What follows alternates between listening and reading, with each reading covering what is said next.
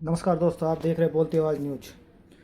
आज होली के अवसर पर रामलीला परिषद महेंद्रगढ़ में महामूर्ख सम्मेलन का आयोजन किया गया, जिसके मुख्य अतिथि नांगल चौधरी के पूर्व विधायक अभय सिंह यादव रहे और महेंद्रगढ़ के विधायक कंवर सिंह यादव भी मौजूद रहे। उन्होंने कवियों को समर्पित चिन्ह देकर सम्मानित किया। देखिए एक झलकियाँ।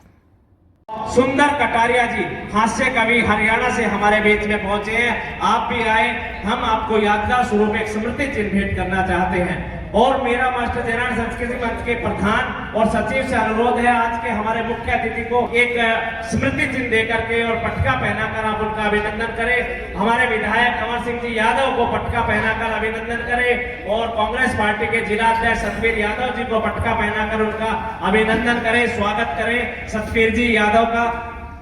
सतवीर जी यादव कांग्रेस पार्टी के जिला अध्यक्ष हैं और भाई बलवान जी फौजी हमारे बीच में मौजूद हैं, आप उनको भी पटका पहनाकर अभिनंदन करें, स्वागत करें। और राकेश जी मेहता जिला कोट ब्राह्मण सभा के प्रधान हैं, वो हमारे बीच में पहुंचे। और मेरा आग्रह है नगर पालिका की वाइस चेयरपर्सन मंजू कौशिक जी से कि आप इनको पटका पहनाएं। हाँ, और हमारे मुख्य अतिथि महोदय से अनुरोध है कि आप इनको एक स्मृति चिन्ह दे करके देखिए। हमारे इस कार्यक्रम की नई शुरुआत की है कि आपने इस कार्यक्रम के अंदर महिला शक्ति शामिल हुई है। हम आपका मास्टर जयनारायण सांस्कृतिक मंच के माध्यम से अभिनंदन करते हैं, स्वागत करते हैं। अब मेरा अनुरोध है, अटेला भेंट करना चाहते हैं और मैं 2 शब्द के लिए आमंत्रित हमारे सतवीर जी झुकिया को मेरा अनुरोध है भाई अमित मिश्रा से कि आप उनको यादगार स्वरूप स्मृति चिन्ह भेंट करें। हमारे बलवान जी फौजी को और हमारे राकेश जी मेहता को, सभी को उपस्थित स्टेज पे। लेकिन मैं एक ही बात कहता हूं, जैसे अपने भाई साहब कह रहे थे कि वो हंसी गायब हो गई। मैं कहता हूं अगर जरूरत है इस दुनिया में, इस वक्त में, आजकल के हालातों में, तो हंसी की जरूरत है, बाकी चीजें तो मिल जाती। हंसी ना बाजार में मिलती है ना खरीदने से मिलती है, हंसी तो अंदर से आती है जब हंसी का भाव होता है। और मैं ईमानदारी से कह रहा हूं, मैं आया तो था सिर्फ औपचारिकता के लिए।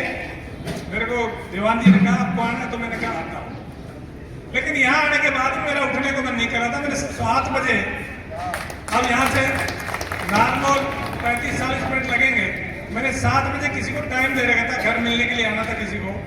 लेकिन मैं घड़ी की तरफ देख के मैंने कहा ये इनका पूरा सुन के जाऊंगा उसी बारे में। तो मुझे बहुत अच्छा लगा और बहुत बहुत बधाई दीवान जी को और सभी जो इसके आयोजक हैं सभी को बहुत बहुत बधाई।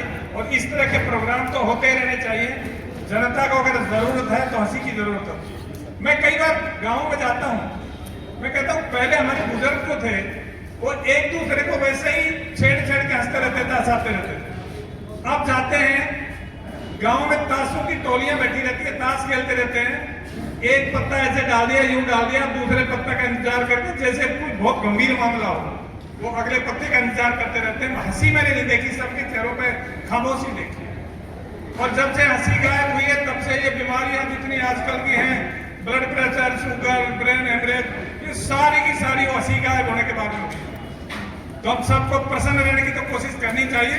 और बहुत अच्छा लगा, बहुत बहुत बधाई, धन्यवाद, जय हिंद। इस कवि सम्मेलन में हमारे बीच में बहुत ही वरिष्ठ और श्रेष्ठ माने डॉक्टर बेसिक जी, पूर्व मंत्री हरियाणा सरकार, और इस आयोजन के प्रधान आदरणीय नरेश जी, आदरणीय सुधीर जी, और विशेष तौर से हमारे कवि जिसमें अनिल जी हम सबको काफ़ी लंबे समय तक हंसाया, और सम्मानित सभी महानुभावगण, मैं आप सबका इस महेंद्रगढ़ की पावन धरा पर सभी कवियों का मैं बहुत बहुत आभार प्रकट करता हूं, स्वागत करता हूं, अभिनंदन करता हूं। देखिए कि हम थोड़ा सा महसूस कर रहे हैं कि थोड़ा सा लेट आए, लेकिन आने के बाद एक एक कवि की जो हमने रचना सुनी, भाषा सुनी, एक उनके मन के जो भाव सुने, महसूस होता है कि जिस तरह से डॉक्टर साहब ने कहा, इस तरह के कार्यक्रम सम्मेलन होने चाहिए।